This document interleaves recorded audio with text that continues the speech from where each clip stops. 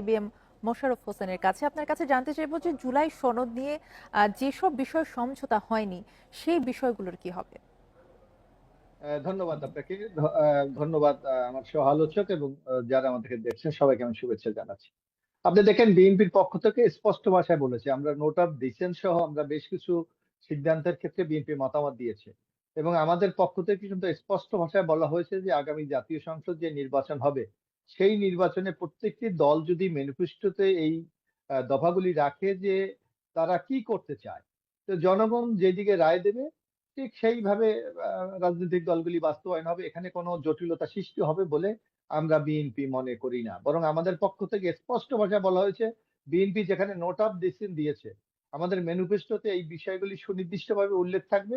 যদি জনগণ আমাদের পক্ষে রায় দেয় তাহলে আমরা এটা বাস্তবায়ন করবো, আর যদি না দেয় তাহলে ঐক্যমত্য কমিশনের অন্য যে সিদ্ধান্তগুলি আছে সেটা